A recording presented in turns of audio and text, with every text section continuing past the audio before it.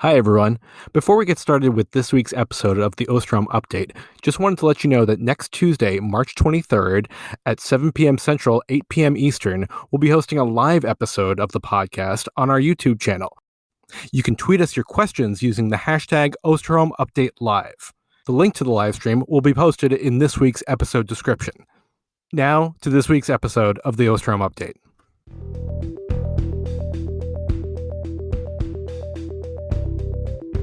Hello, and welcome to the Osterholm Update, COVID-19, a weekly podcast on the COVID-19 pandemic with Dr. Michael Osterholm.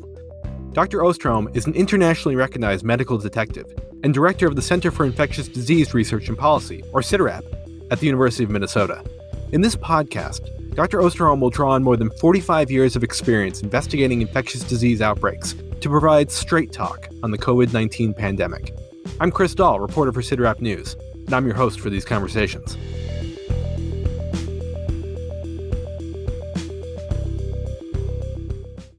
Over the course of the past week, there's been a great deal of media coverage marking the year since the World Health Organization declared COVID-19 a global pandemic. Much of that coverage is focused, fittingly, on the lives lost and devastation wrought by the coronavirus. There's also been a lot of focus on what we've learned over the past year.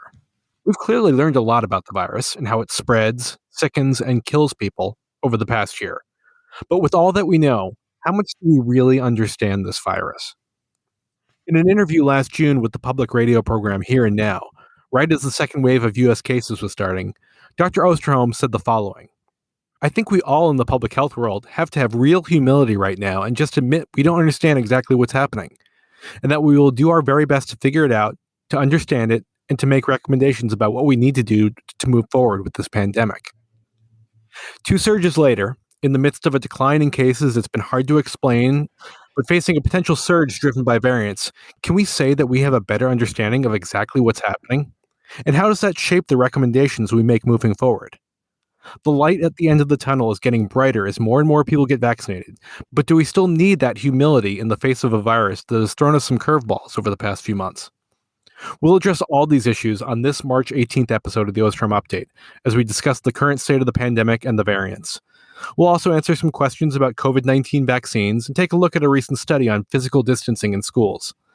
And we'll highlight the latest pandemic act of kindness from one of our listeners. But first, as always, we'll begin with Dr. Osterholm's opening comments and dedication.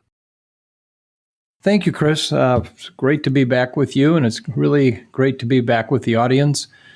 We welcome you, as I have said many times, and we'll never forget that you have many opportunities to seek out information on COVID-19 and the issues around it, and we so appreciate having you with us, you as part of our podcast family. These are, in fact, times where we need great humility. And so we'll talk more about that in a moment, but I would just start out by saying that if ever was a time in my career in terms of what I know and don't know, and how do I share what I know and don't know in a helpful way, it's now. This week's dedication is one that actually is overdue. And I regret that I haven't made this dedication before because I've thought about it.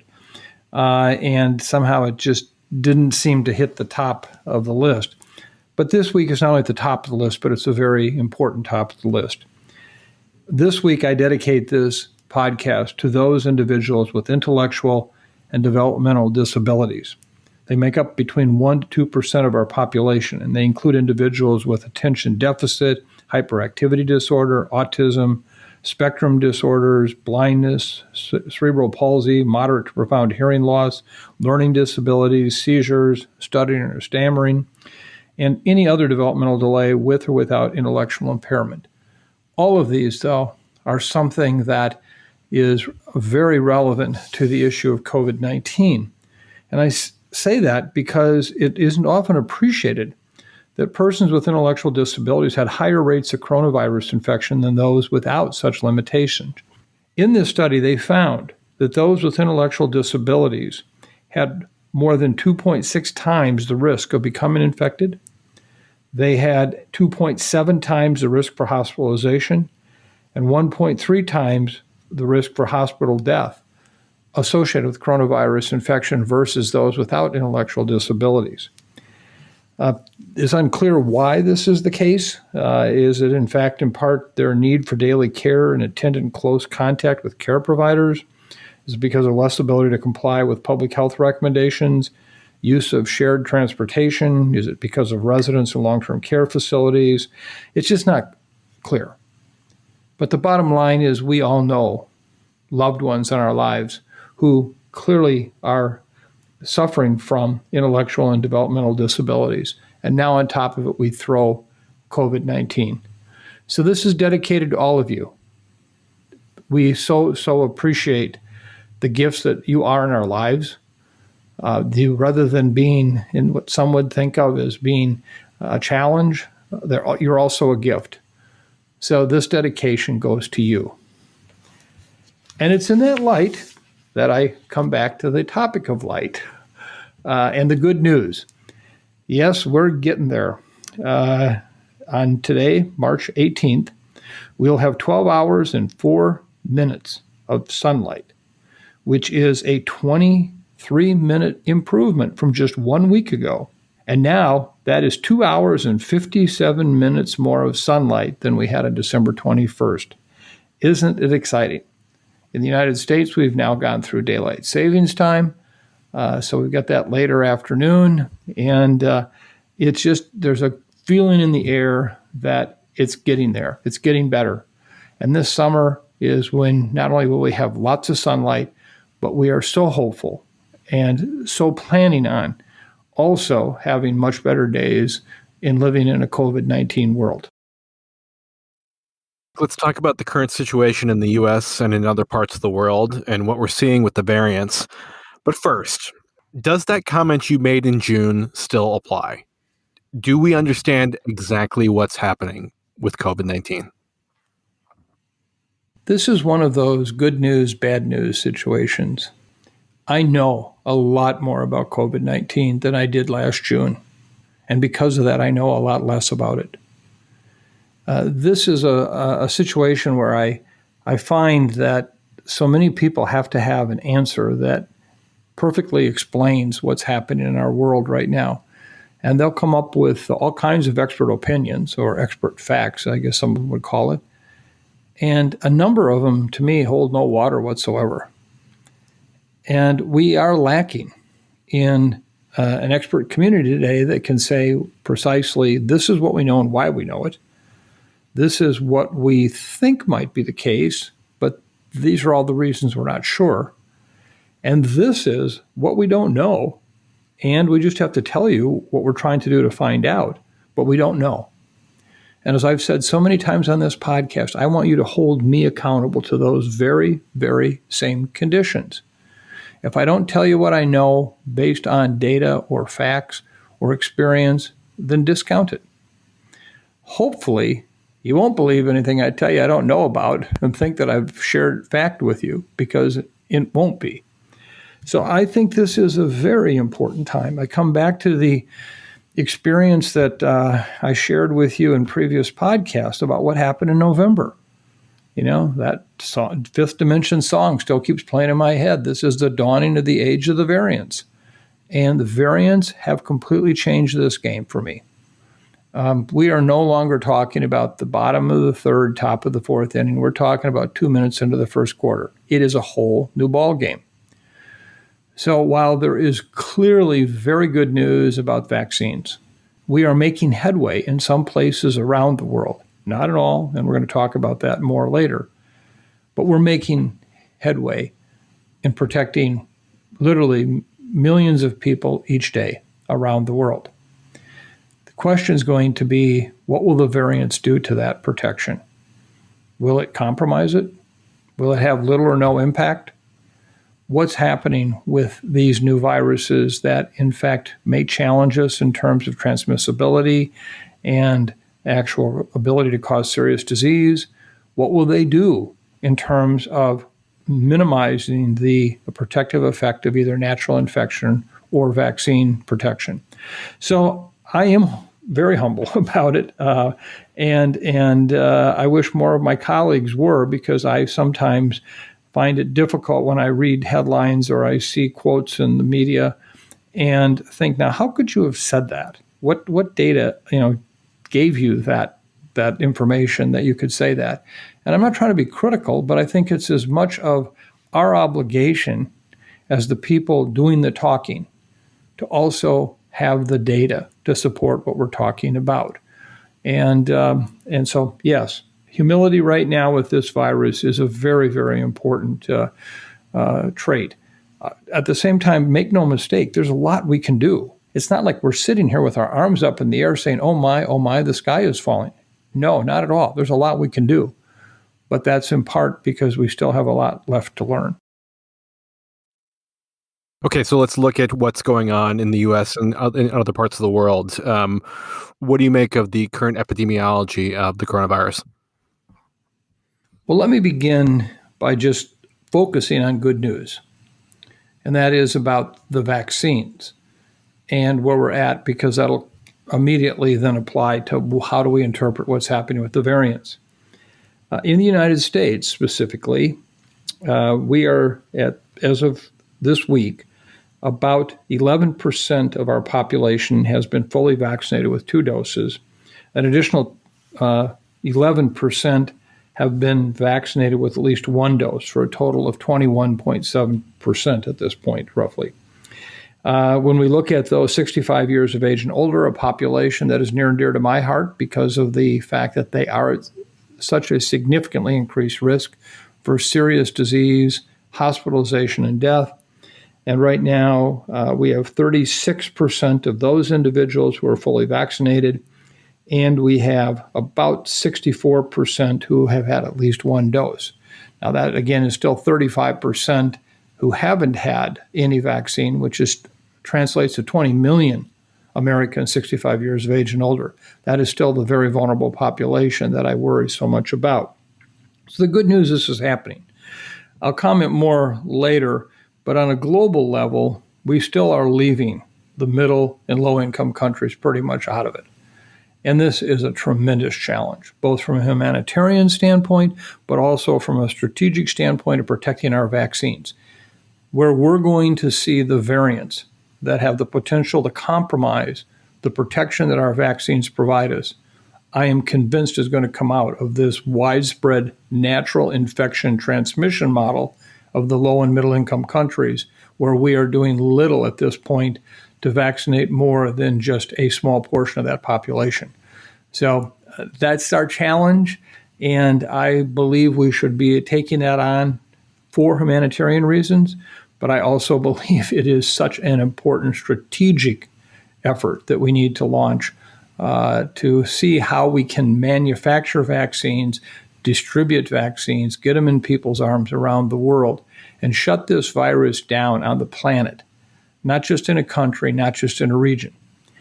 The final thing I just want to say, to give people a sense of this kind of good news, bad news, we're working on the vaccines. Why are we doing that? I don't think people realize yet just the full dimensions of what this virus is doing. Today, as we speak here, this week, COVID-19 is the number 1 cause of death in the Americas. North and South America, Central America. 1/3 of all the deaths in the Americas today are due to COVID-19. That hasn't happened since 1918. So when people think that the pandemic is waning, it's over with, it's done, even when we see lower numbers here, for our own Americas, it is still an incredible public health challenge. So with that backdrop, let me give you a sense of what's happening with variants, because they are the complicating factor here that are going to make our future challenging at best. I've been talking about the situation with B.1.1.7, the variant first found in the United Kingdom, for better part of 9 weeks now. And I think some people think, at some point, just be quiet about it. When is it going to really happen? And we did start to see the increase in B.1.1.7 variant activity in the Americas, particularly in the United States, literally about 6 weeks ago. Now we have seen in the United States, where we are doing sequencing, ever-increasing proportion of those viruses being sequenced are B.1.1.7. And let me remind you, as a variant of concern, remember there are three kinds of variants of concern. One is more transmission, two is more serious illness, and three is the ability to evade immune protection from either natural disease, recovery, or from vaccine. And in this case, what we're looking at with B117 is the first two categories. Increased transmission, up to 60 to 70% increased transmission over previous SARS-CoV-2 viruses, as well as more serious disease. This week, a paper in Nature supported that up to 60% increase in severe illness. Also, much as we were talking about the percentage increase in transmission. So what's happened? Well, we now see the Helix dashboard, which is that company that is sequencing these, at about 46% of the cases in Florida as of March 9th, they're now B117. 25% of the cases in California on March 10th. 38% of the cases in Texas on March 9th. And 40% of the cases in Georgia as of March 9th. These are the areas where we have more of the viruses being sequenced and give us a bit more data. All of these are getting there or close to that 50% level, where in Europe, we saw countries at that point reaching that same level, showing a significant increase in cases. So, we're right at that point. In the meantime, we have seen other areas of the country where we don't have the similar set of data regarding the sequencing, but suggestive data, such as in Michigan, where they have literally gone in 1 month from about 1,045 cases reported a day to now over 2,223 average cases reported per day, and that number is continuing to increase. That has been attributed in at least some part, if not large part, to the presence of B117. As part of this Minnesota outbreak, we are seeing ever-increasing transmission in adolescents, teenagers, with spillover then into the community. Much of this has been associated with youth sports. For example, in this outbreak that has been investigated by both the Minnesota Department of Health and local health departments here, and I might add an absolutely incredible piece of work by this group. They have found what just several weeks ago was an initial outbreak of the B117 and is now spread to 4 private schools. It's now in 9 public schools. It's in 1 child care program. It's involved 18 hockey teams, 4 basketball teams associated with 3 different high schools, 3 club lacrosse teams, 1 club soccer team, 2 recreational centers, and 1 fitness center. And it's still expanding rapidly. This is the kind of challenge you see because while it's focused yet largely in our younger age population, it's the spillover that occurs once it gets into moms and dads, grandpas and grandmas. That's where we have to be very concerned about this. And as I said last week, having been in this business for 46 years, there are those few times you can look at something happening that Mother Nature is doing and you go, oh my, how is that happening? And the dynamic transmission that's happening here right now with B117 is unlike anything I have seen throughout the duration of this pandemic in terms of transmission. So this is really a real challenge. Just to give you some sense of what's happening right now, we're seeing over an 85% increase in cases in Minnesota for the last week versus a month ago at the same time period. And I think this is, in fact, an example of what is going to continue to occur with B117. I'm happy to report that the U.S. government is actually taking this situation very seriously, and just in the last several days have actually made a series of public statements about what they're doing to prepare for the surge and how they're ramping up their activities to look at the ability to go into areas that are, in a sense, hotspots with B117 with additional vaccine and to try to minimize transmission. For example, yesterday, a senior White House official said, everything we do is with the thought in mind that there might be another surge. This, to me, is a really important situational awareness. You've heard Rochelle Walensky, the CDC director, Tony Fauci, the director of the National Institute of Allergy and Infectious Disease, all sounding the alarm about the issue of making certain we don't put ourselves in harm's way. I can't say that strongly enough. Look at the people on here largely. Some of you I know are recovered, having been infected. Some of you have lost loved ones. But many of us on this podcast have not yet been infected, and there is no reason we should get infected. None of us want to be the person who dies 1 week before they were scheduled to get their vaccine. So now is the time for us to hold out just a little bit longer, just a little bit longer. Now is the time for us to do that, and I do see the potential future as being so much brighter. Let me just add a couple of points of context, though, because I think this is really important so that people understand that this is not just a bunch of public health people crying wolf.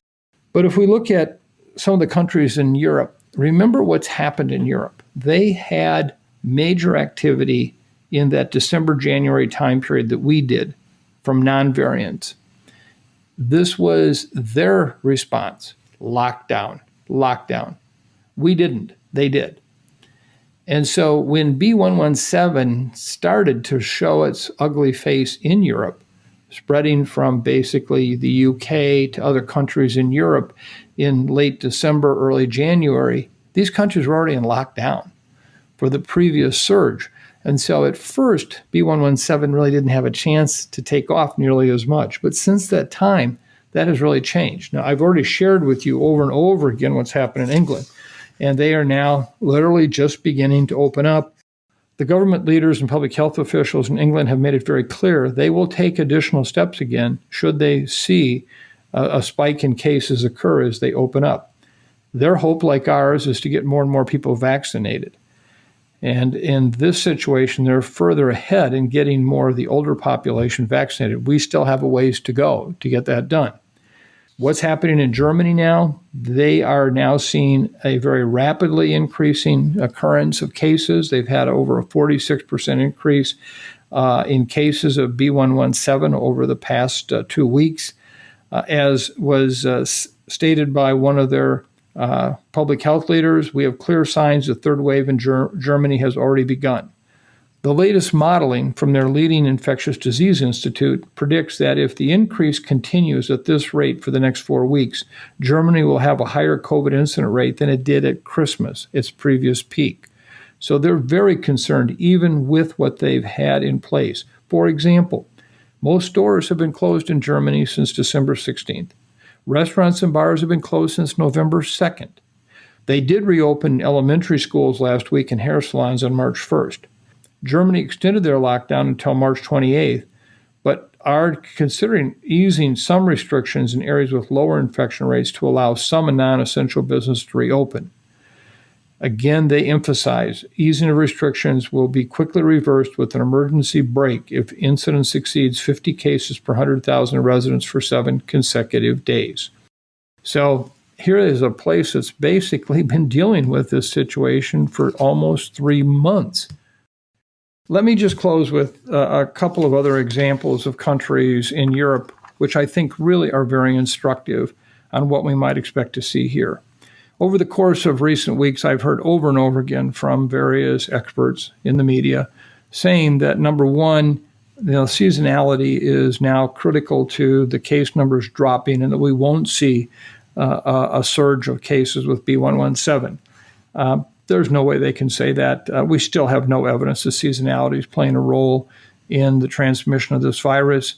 It may one day, but at this point, there's no evidence. The peak we saw, as I mentioned before, in January was the peak resulting from the major increase in cases in the Sun Belt states from Southern California to Georgia, the very same states that, by the way, were on fire in July that gave us that first initial large peak.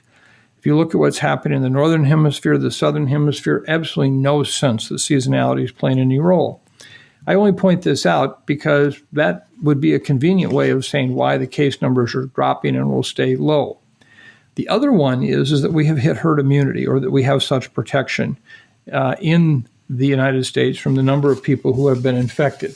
Let me just be really clear about where we sit in the United States right now in terms of protection from vaccine and from previous infection. To date, we estimate that at most 25 to 30% of the U.S. population has evidence of previous infection. I have just reviewed several recent papers submitted for publication looking at the serology or antibody prevalence of people in the United States. And it is very clear that we are no higher than that level. Think of all the pain, suffering, and loss that we've experienced in the last year just to get to 25 or 30%. We've paid a tremendous price, and we still potentially have a long ways to go.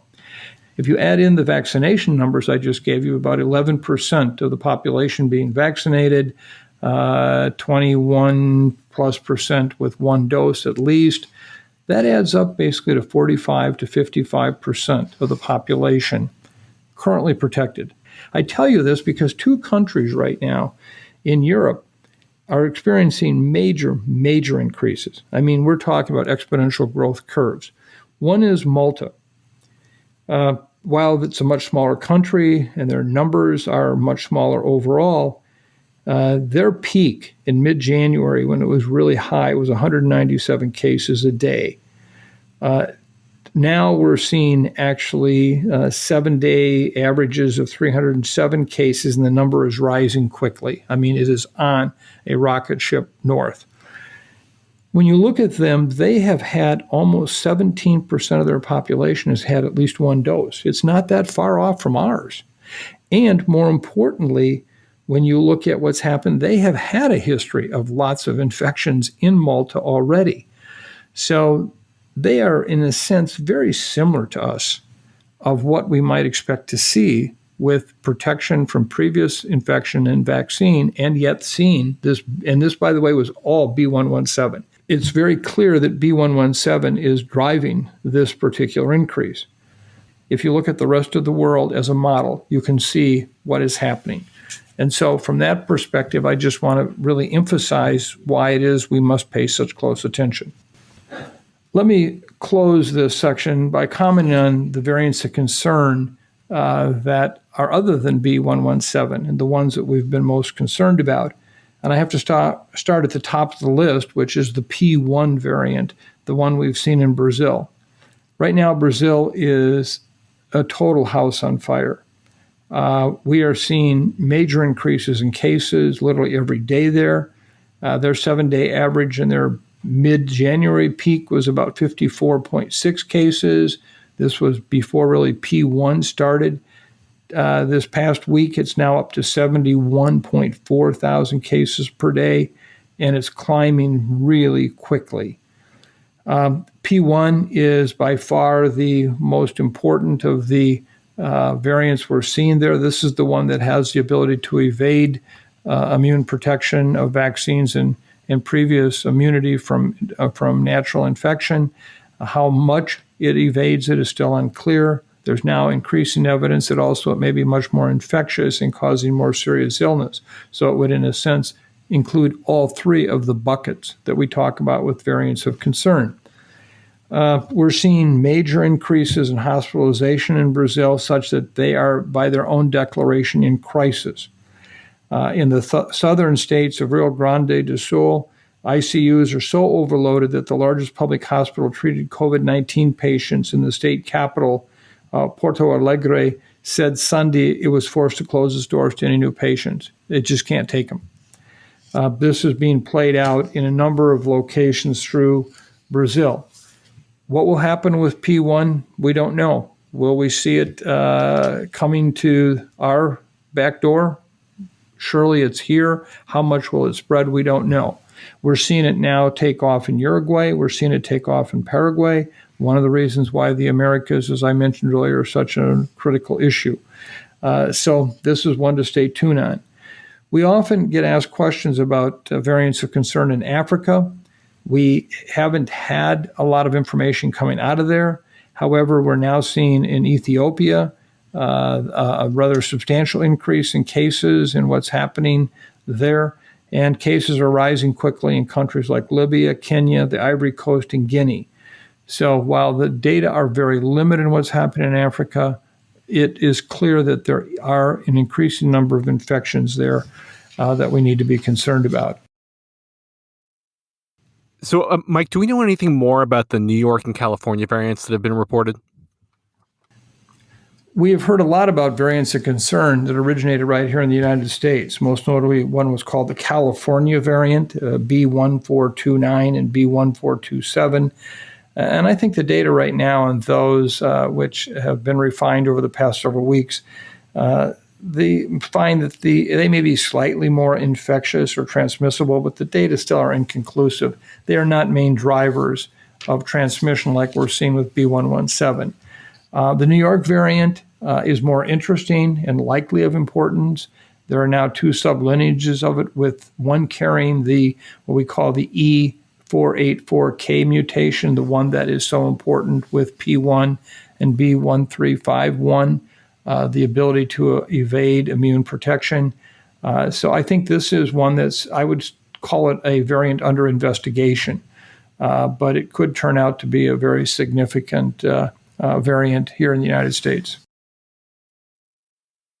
So as you noted, the vaccine rollout continues to pick up steam here in the United States, but there's been a pause in some European countries due to reports of blood clots in a small number of recipients of the AstraZeneca vaccine, which has not yet been authorized in the U.S. Is this an example of the concern you've raised on the podcast in the past, health issues that you would normally see in a population that are now being linked to vaccination? Anytime you see a health condition that occurs coincidental with a vaccine, you at least have to take a look and say, is this likely or is this possible that it could be associated with the vaccine itself? So no one wants to miss or dismiss some kind of a health condition. But at the same time, we have to understand there are many, many health conditions that will occur coincidental to getting a vaccine. Let's take the situation right now that's happening with the AstraZeneca vaccine in Europe. This all began when there were 4 cases of blood clots and abnormal bleeding in 4 individuals in Norway. All were under 50 who received the vaccine. Of the 4 individuals, 2 of them died from brain hemorrhages, and the other 2 were hospitalized. At that point, that created a great deal of news attention, and other countries in Europe started looking at this.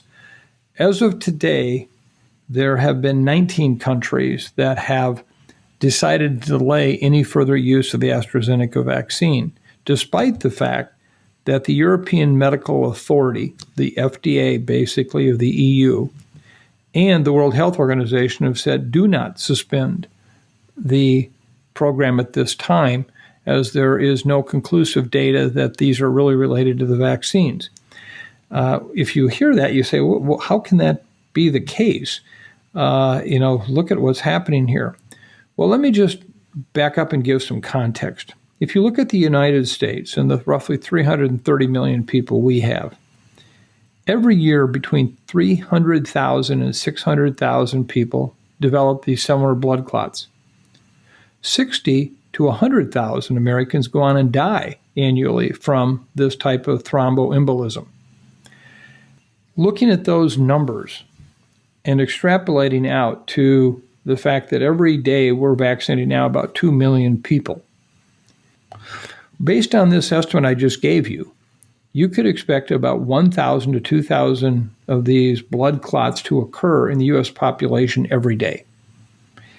If you assume right now that the U.S. has 253 million adults, so basically every day about 2.3 million, or about 1% of the adult population is getting vaccinated. If you take 1% of that normal 1,000 to 2,000 daily blood clots, that's 10 to 20 a day that would occur on the day of your vaccination and occur the next day and the next day and the next day. So the challenge is, if you do have a risk of some adverse event like this blood clot, how would you know? Would you have to see a very sizable increase in the number of cases? And the answer is yes. That's the challenge we have. So today, what you're seeing happen is, out of an abundance of caution, governmental officials are basically, in a sense, overruling the public health officials and saying, we are going to stop the program because that's what is politically expedient in light of people not wanting to get blamed for having some problem occur. But at the same time, they are undermining dramatically vaccine confidence. And people who are not getting vaccinated will not be protected. And the risk of dying from COVID-19, even if there were some slight increased risk with this vaccine, is substantially higher from COVID-19. So I am very sympathetic to the concerns of wanting to know, is there some risk, increased risk, and specifically with getting vaccinated and having these thromboembolisms, but at the same time, understanding that by not vaccinating, people are also put at high risk, particularly as in many cases in Europe, we're seeing this B117 surge in people at risk. So I commend the EMA and the WHO for their rapid response. They're having meetings this week. I can only hope that some countries are going to reconsider quickly. I understand that that may be in the works right now for several of the countries, that they are going to reconsider their bans on the vaccine. And at this point, the British health officials have said very clearly in their extensive look-see at this in their country, they have seen no evidence of increased risk. So stay tuned. But I feel quite confident, based on the information I've seen to date, is that this is not a cause and effect kind of event. And let me just remind everyone, I shared this with you before in previous podcasts some months ago.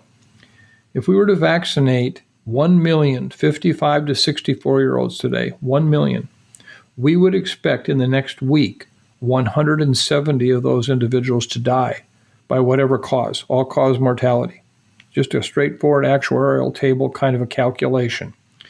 Imagine in the week after someone might have been vaccinated and they die, how many family members would immediately connect that vaccine with that death, almost without regard to what caused it. That's the challenge we're up against right now, and we must do a much, much better job of trying to share the information with the public about how do we determine when there is an increased occurrence of an event associated with vaccination, and when is it just part of the routine events of life.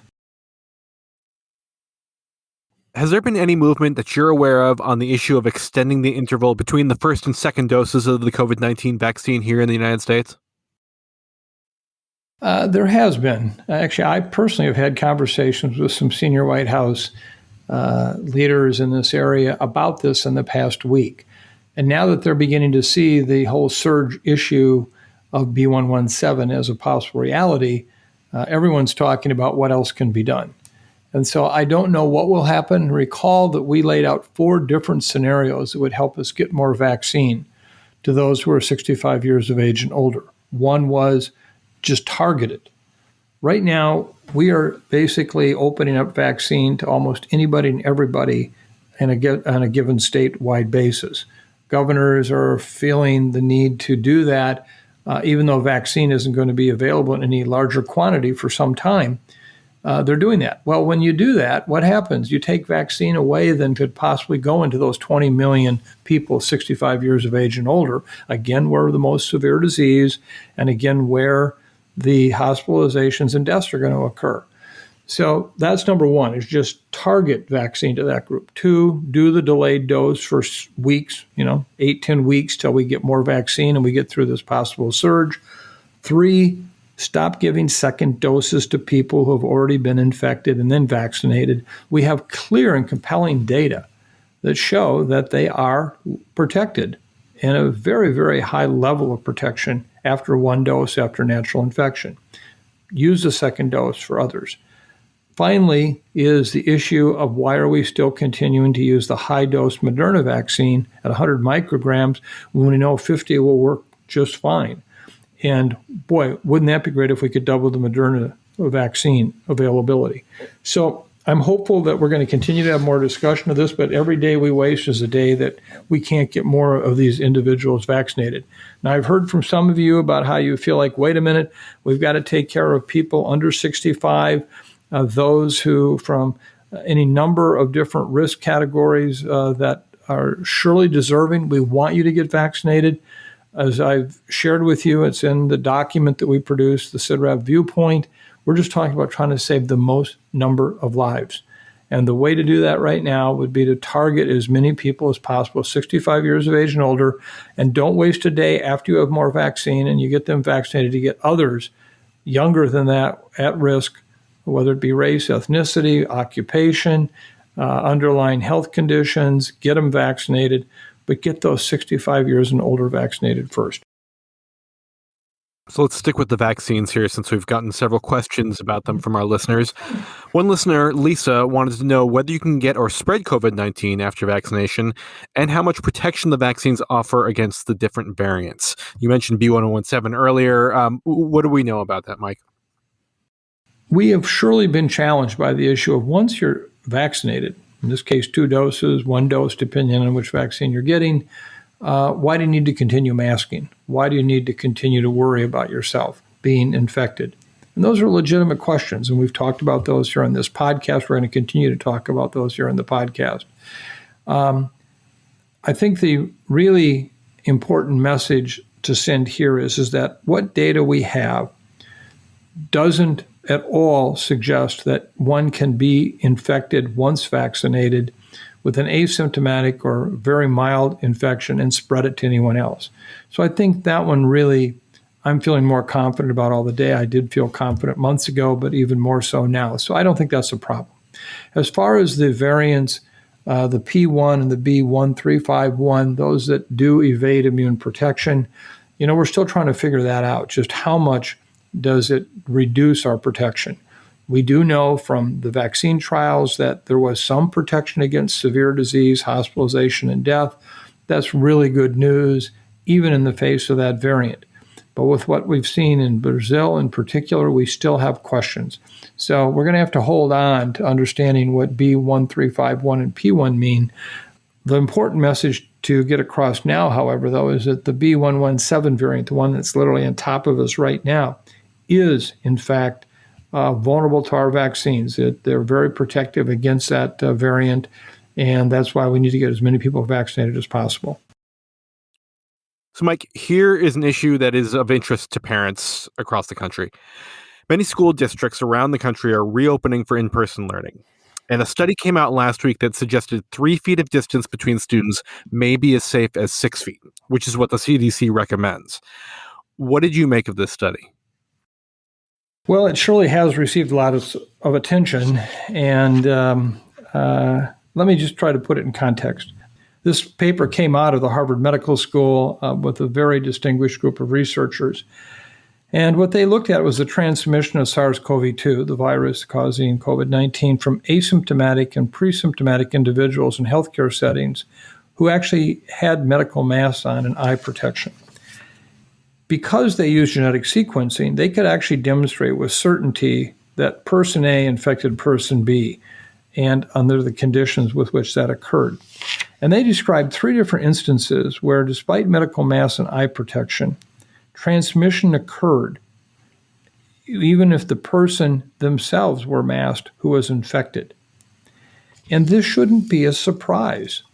Because as we've shared on this program before, medical masks can reduce your risk, but they don't stop the aerosol transmission potential because so much leaks out.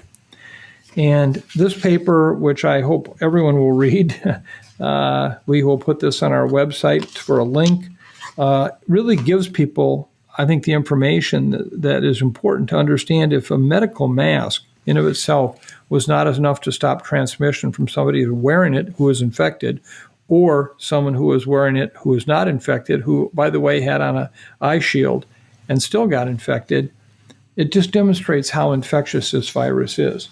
So when this paper came out on the 3 feet, 6 feet, which also came out of a group in Boston, it was very clear to many of us who deal with this issue that it had a very, very faulty design. And frankly, I think yields virtually no useful data that we can address relative to the safety of 3 versus 6 feet. First of all, 6 feet and 3 feet all correspond to the concept of droplets, these big particles that they fall out within 6 feet. No one suggests for a moment they fall out within 3 feet. Well, we've already said droplets really don't necessarily play the major role. Aerosols do, which go much, much further than 6 or 10 feet. So the whole issue of addressing 3 versus 6 feet is almost nonsensical to me. It really makes little to any sense. You would expect the rates of disease to be the same for 2, 3, 4, 5, 6, 7, 8 feet apart, because one is if I'm in that setting, the aerosols are going to spread much further than 3 or 6 feet. Number two, no one has talked about time. So even if I have a face cloth covering on that does reduce my potential exposure by 20, 30%, if I'm in there for hours at a time, that basically doesn't cover me for that. Nothing was there about time. The third thing is, you can say, well, but we didn't see all this widespread transmission. Well, we have said all along, we do not understand why. This is the humility piece again. Why kids, particularly 8th grade and younger, but even a bit older, we don't see the same level of transmission that we see in the rest of the community. This study, had it been done when you did no distancing whatsoever, you could be shoulder to shoulder with or without a mask on, you would still find the same information basically, because in fact there was so little transmission occurring in schools with kids. So I think that's an important point. But the final piece of it is the measurement. I have heard from many teachers who have been unable to keep kids 3 and 6 feet apart and keep them in a way that you can say consistently they were only 3 feet apart or they were only 6 feet apart, and always were able to maintain that. So this paper makes no biologic sense. I think it has major study design challenges, and I think it would be really unfortunate if we now highlight this 3-6 feet issue, particularly now that B117 is coming. There we are seeing transmission in kids in a major way, and transmission that is not going to be interrupted by a 3 or 6 foot barrier as such with a cloth face covering on, being in the same classroom for hours and hours. So you've heard me on this podcast over the course of recent weeks go from a proponent of kids in school in that setting where a pre-B117 environment meant little transmission to one now where we have to entertain that. And I think the outbreak right here in Minnesota is clearly demonstrating that, in fact, kids together, regardless of how close, are transmitting the virus. So I wasn't at all enamored by this paper, and I hope that it does not lead to major policy changes in this country. I think it'd be a major mistake. So now to our acts of kindness update, which always brings a smile to our faces. This week we have an act of kindness from a listener here in Minneapolis. Can you share it with the audience, Mike? Well, each week when we look through the acts of kindness that have been submitted to us, it's a very moving experience. And it seems as if it only gets more moving with time. If you're going to sit down and read these, you better bring a box of Kleenex with you. And this week's was no different. This one comes from Karen Jacobson. And notice I mentioned her last name, and you'll see why in a moment. Karen is from the Twin Cities area here. She's a jewelry designer and maker. Well-known, very accomplished, beautiful work. And she wrote an email, of which I will take some bits and pieces out of it, not all, the whole thing. But she said, like many listeners, I was called to be part of the pandemic of kindness, and as a jewelry designer and maker have found a way that fits my skill set. I have designed a pendant called the Mended Heart Pendant, and all the proceeds from the sale of these pendants will be donated to the Frontline Families Fund.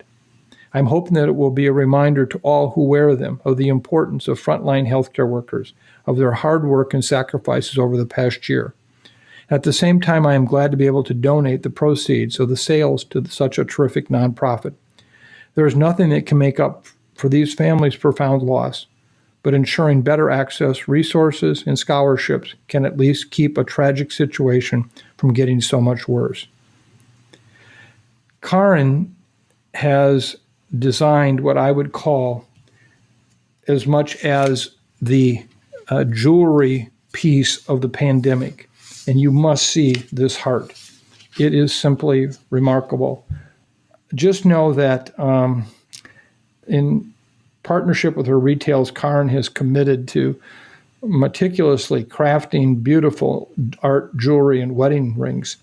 All of her work is hand fabricated in her studio in Minneapolis and focuses on ethnically sound materials such as recycled metals and gemstones that are fair trade, recycled, domestically sourced.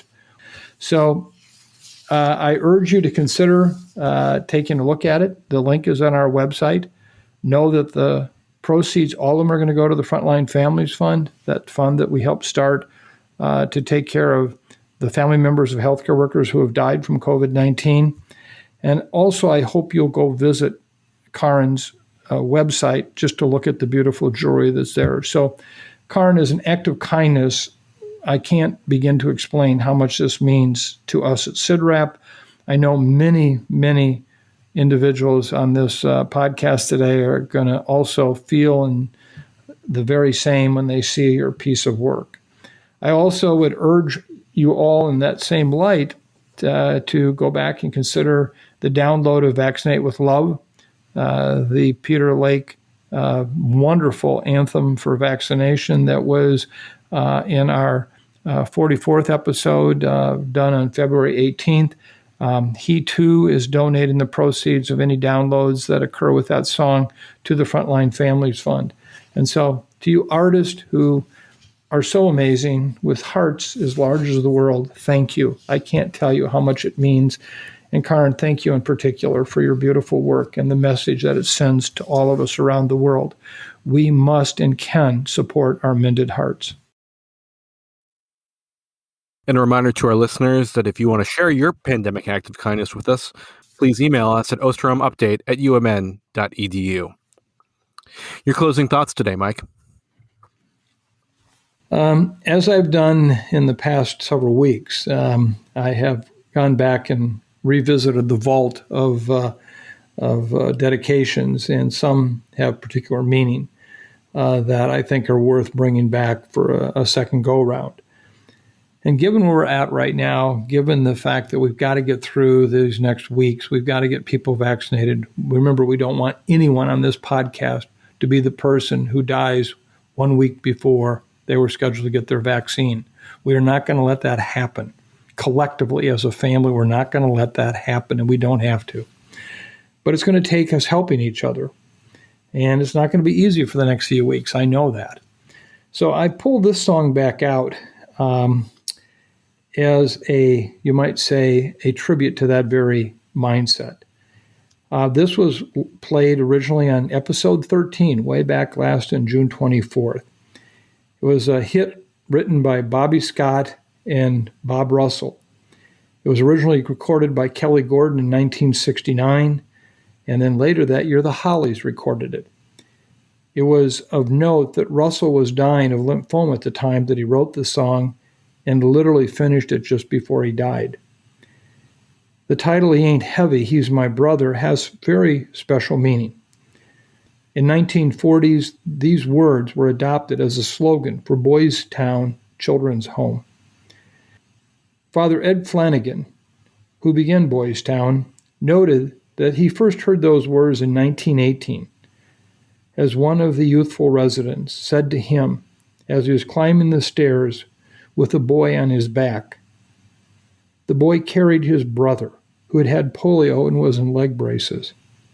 And when Father Flanagan asked him about the moment, the brother looked at him and said, "He ain't heavy. He's my brother." So today, I'm going to take the license to alter a line or two in this lyrics, but I think that the meaning will be equally clear and hopefully compelling. So here it is. He ain't heavy. He's my brother and my sister. The road is long, with many a winding turn that leads us to who knows where. Who knows where? But I'm strong enough to carry him or her. He ain't heavy. He's my brother. He ain't heavy. She's my sister. So on we go. His welfare is my concern, and her welfare is my concern too. No burden is he or she to bear. We'll get there, for I know he and she would not encumber me. He ain't heavy. He's my brother. She ain't heavy. She's my sister.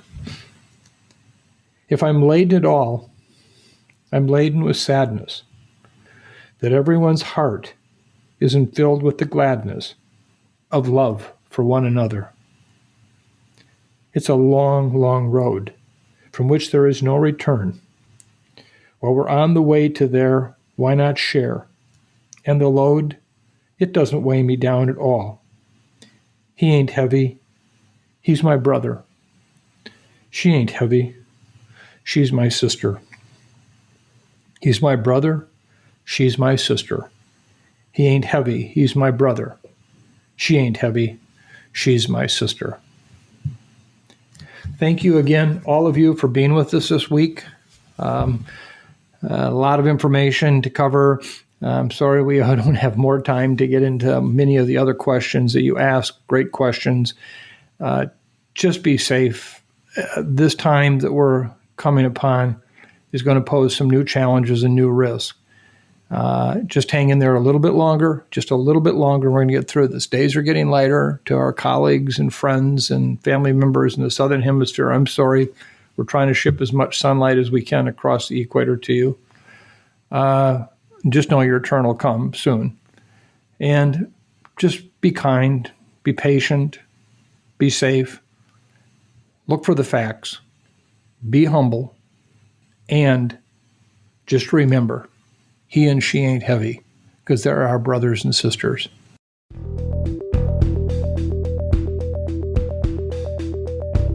Thanks for listening to this week's episode of the Osterholm Update. If you're enjoying the podcast, please subscribe on your podcast platform of choice and write a review. And be sure to keep up with the latest COVID-19 news by visiting our website, cidrap.umn.edu. The Osterholm Update is produced by Maya Peters. Corey Anderson and Angela Ulrich are our researchers, and Randy and Eric Olson are Dr. Osterholm's story consultants.